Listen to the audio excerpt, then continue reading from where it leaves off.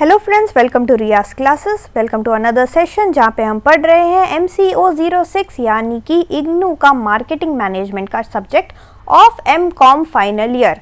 We are continuing with the unit 3 that is marketing information and research. Before we begin, if you like the videos that I'm sharing, do hit the like button. Do share your comments to let me know you find all this useful for your studies. Also, don't forget to subscribe so that you won't miss out on watching and learning from my videos. So let us begin with our session.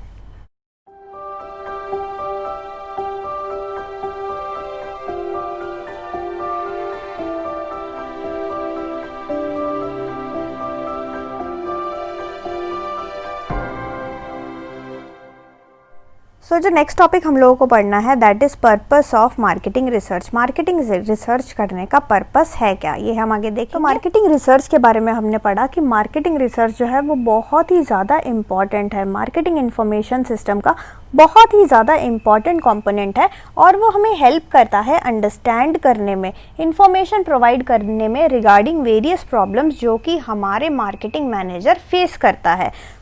अगर हम purpose की बात करें, अभी हम purpose को पढ़ रहे हैं, पर्पस की बात करें तो उसका बेसिक पर्पस यही है कि डिसीजन मेकिंग में हेल्प करना। अगर प्राइमरी फंक्शन की हम बात करें, basic purpose of marketing research is to facilitate decision making process. Decision making process में मदद करना ही मार्केटिंग रिसर्च का मेन प्राइमरी फंक्शन है। Second, it helps in diagnosing problems. जो हमारे सामने प्रॉब्लम है, जो हमारे मार्केटिंग मैनेजर के सामने प्रॉब्लम है, वो प्रॉब्लम जो है it could be either related to the product in hand या फिर it could be related to promotion, हमारा एडवर्टाइजिंग ठीक से नहीं हो रहा, या फिर हमारा कस्टमर हमारे प्रोडक्ट से खुश नहीं है, या फिर हमारा कॉम्पिटिटर बहुत ही ज़्यादा अच्छा है। तो सप्लाई चेन में दिक्कत आ सकती है, लॉजिस्टिक में दिक्कत आ सकती है, जो ह्यूमन रिसोर्स है उसमें दिक्कत आ सकती है। तो ऐसे काफ़ी तरह के प्रॉब्लम्स हमारे मार्केटिंग मैनेजर के सामने आते हैं। तो यहाँ पे डायग्नोस करना प्रॉब्लम को, ये मार्केटिंग रिसर्च हमको प्रॉब्लम को डायग्नोस करने में हमारी मदद करता है। Marketing research helps the decision maker by clarifying the situation और problem he is confronted with and by diagnosing the reasons responsible for the problem and identifying various alternatives that can help solve the given marketing problem. तो marketing problem को solve करने में हमारी मदद कौन करता है? मार्केटिंग रिसर्च करता है। हमारे प्रॉब्लम को अच्छी तरीके से डायग्नोस करके उसका ऑल्टरनेटिव सॉल्यूशन फाइंड आउट कौन करवाता है? हमारा मार्केटिंग रिसर्च हमें हेल्प करवाता है। तो चाहे जो भी प्रॉब्लम आए हमारे ऑर्गेनाइजेशन के सामने, मार्केटिंग रिसर्च अगर हमारा टीम स्ट्रांग हो तो हमारा वो प्रॉब्लम सॉल्व हो जाएगा।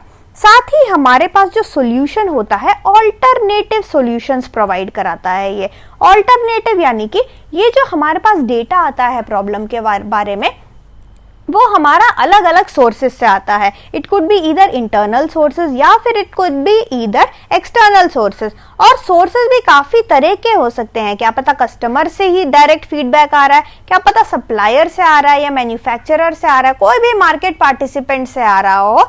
तो ऑल्टरनेटिव जगहों से हमारे पास सॉल्यूशन आ रहे हैं, ऑल्टरनेटिव मीडिया से आ रहे हैं, कोई टेलीफोन से आ रहा है, कोई हमारा न्यूज़पेपर के थ्रू आ रहा है, कोई गूगल पे रिसर्च करके आ रहा है, कोई डायरेक्ट क्वेश्चनियर से आ रहा है। तो ऑल्टरनेटिव तरीके से हम प्रॉब्लम का सॉल्यूशन फाइंड आउट कर रहे हैं, तो हमारे पास जो सॉल्यूशन निकल के आएगा वो भी ऑल्टरनेटिव तरीके का सॉल्यूशन होगा। एक ही प्रॉब्लम को सॉल्व करने के लिए हमारे पास 10 से ज़्यादा रास्ते निकल आते हैं। ये सारे रास्ते हम प्रेजेंट करते हैं किसको? हमारे मार्केटिंग मैनेजर को। Also it helps in anticipating the future. Future को एंटिसिपेट करने में काफ़ी मदद करता है कौन? हमारा मार्केटिंग रिसर्च। जो फ्यूचर होता है वो काफ़ी ज़्यादा क्या होता है? अनसर्टेन होता है। हमें बिल्कुल पता नहीं, हमारे मार्केटिंग मैनेजर को बिल्कुल पता नहीं कि अगर आज वो प्रोडक्ट की एडवर्टाइजिंग करेगा, क्या वो एडवर्टाइजिंग हमारा जो अपील होगा मासेस को कि नहीं, हमारा जो टारगेट ऑडियंस है उसको वो अपील करेगा कि नहीं, ये उसको नहीं पता है। तो फ्यूचर के बारे में हमारे मैनेजर को कुछ नहीं पता, हमारे क्या किसी को भी फ्यूचर के बारे में नहीं पता। तो फ्यूचर को एंटिसिपेट करने के लिए हमारा मार्केटिंग रिसर्च हेल्प करता है हमको।